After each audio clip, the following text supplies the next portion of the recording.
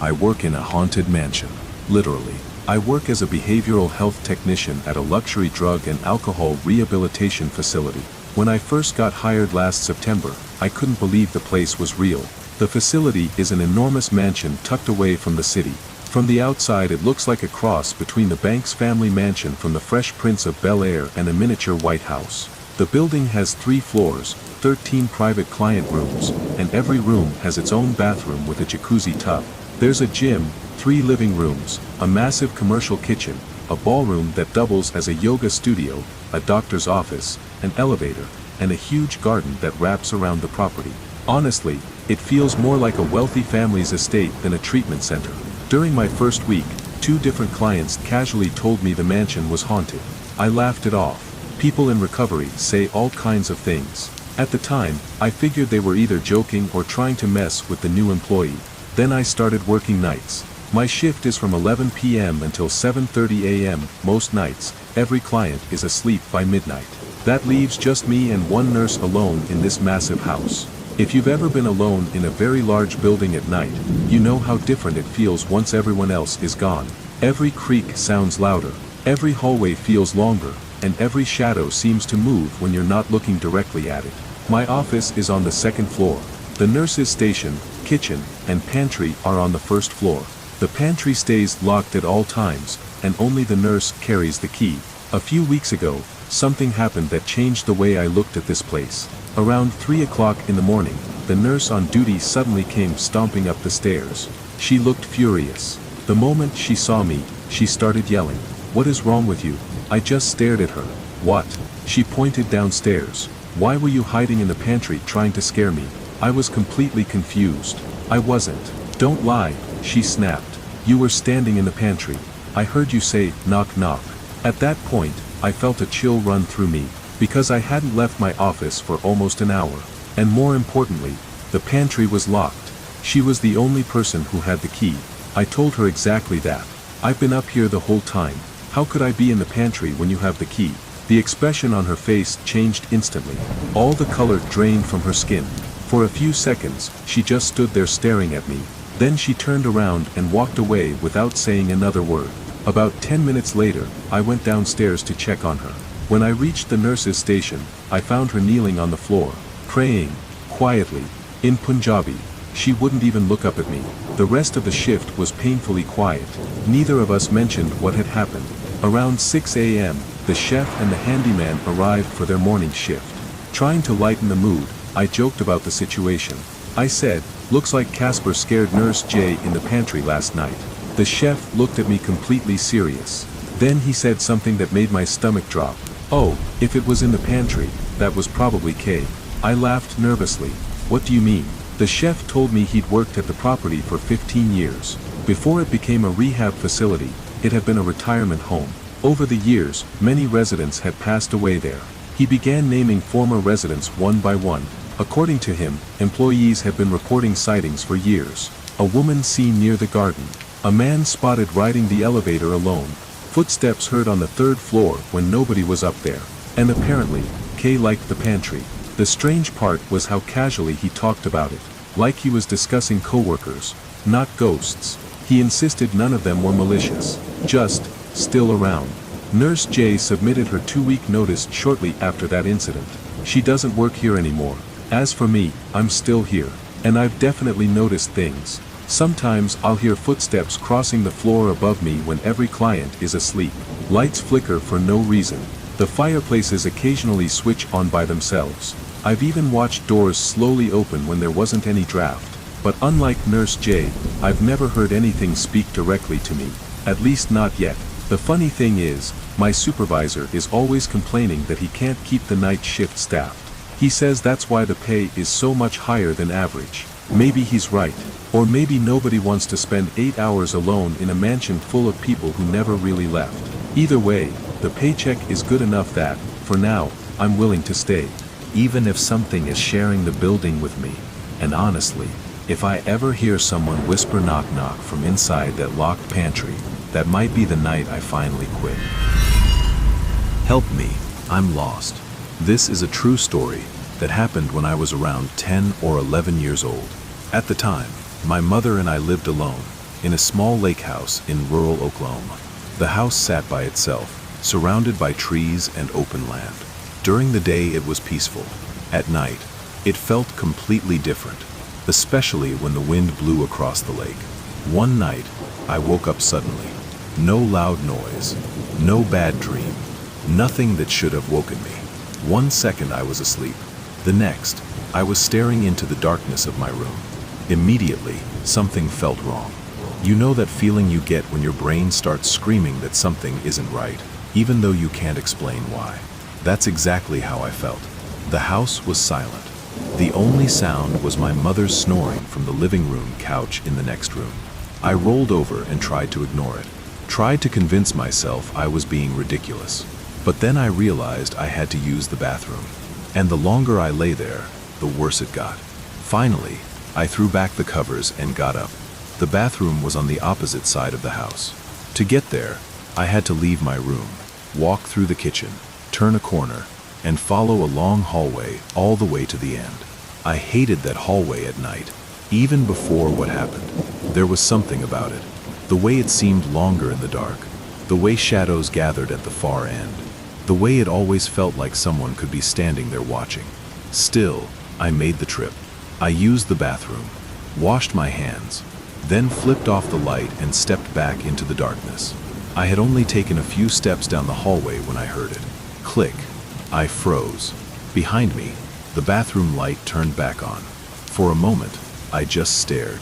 Maybe I hadn't flipped the switch all the way. Maybe the wiring was bad. Maybe. Click. The light turned off. Click. Back on. Click. Off. Click. On. Click. Off. The switch was moving by itself, over and over. Click. Click. Click. Click. Click. The sound echoed down the hallway. Then suddenly, it stopped. The bathroom went dark. Complete silence. My heart was pounding so hard I could hear it in my ears. That's when I noticed something at the far end of the hallway. At first, it was just a pale shape, a patch of white in the darkness. As my eyes adjusted, I realized it was crouched on the floor, motionless, watching me. It looked about my size, maybe a little bigger. And then the realization hit me. There wasn't supposed to be anyone else in the house, just my mother and me. The figure tilted its head. Then it spoke. Its voice was quiet, a man's voice, but there was something horribly wrong about it.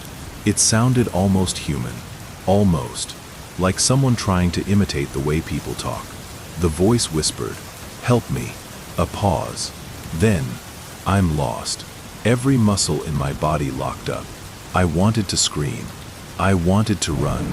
I wanted to call for my mother, but I couldn't do any of those things. I could barely breathe. The only thing that came out was a weak whisper. "No." The second I said it, the thing exploded into motion. It charged straight at me, on all fours. I still remember the sound.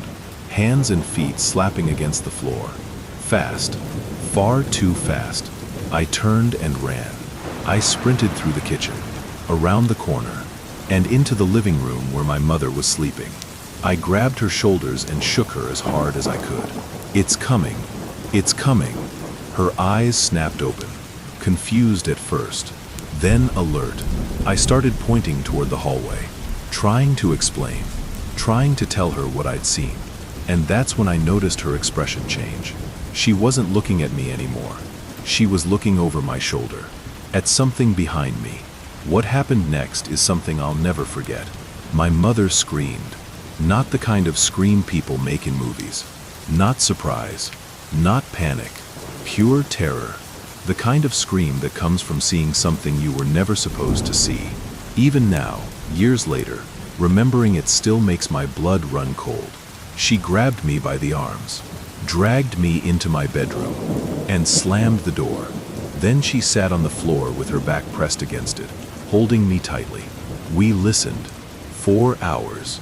Something was moving through the house, running, circling. We could hear hands and feet striking the kitchen tile, over and over, like it was racing around the room. The sounds would get louder, then quieter, then louder again. At one point, we heard the sliding glass door in the kitchen violently slide open. A few seconds later, it slammed shut. The entire house shook. Neither of us slept. Neither of us moved. We just sat there waiting for daylight. Eventually, the sun came up, and whatever had been in the house was gone. Not long after that, my mother sent me to stay with my grandmother in the next town. I never stepped foot inside that lake house again. Years later, I finally asked my mother about that night. She told me that after the incident, she searched the property. While walking through a wooded area nearby, she discovered a small burial site. 3 old headstones, all belonging to children, all dating back to the early 1900s. But that's not the part that bothers me. The part that bothers me is the voice. Because the thing I heard wasn't a child, it was a grown man. And there was something deeply unnatural about the way it spoke. To this day, my mother refuses to tell me what she saw standing behind me. I've asked more than once. Every time, she gives me the same answer. She says she's afraid that if she talks about it, it will know we're talking about it. And somehow, it will find its way back. This was only the first of many strange experiences I've had in my life. But it remains the one that still keeps me awake at night, because whatever was in that hallway wasn't lost. I think it knew exactly where it was. Highway Encounter. My friends and I have a podcast where we tell scary stories, and this is one that's become legendary in my family. The story happened to my Aunt Kay in the 1980s. She was in her early 20s and dating the man who would later become my uncle. Since they lived in different states, she often drove alone across hundreds of miles of empty desert to visit him. This was before cell phones, before GPS, back when breaking down on a lonely highway could leave you stranded for hours. One afternoon, a few hours into the drive, Aunt Kay noticed a dark-colored vehicle gaining on her from behind. At first she ignored it, singing along to Les Miserables. Then the vehicle got dangerously close. She looked in her mirror and saw the driver flashing his headlights and motioning for her to pull over. Worried something might be wrong with her car, she slowed down and began looking for a place to stop. That's when she heard it, as clearly as if someone were sitting beside her, "Don't pull over." She froze. Then she heard it again. Stronger, "Don't pull over." A surge of fear shot through her body. Instead of stopping, she slammed her foot on the gas. The vehicle immediately accelerated behind her.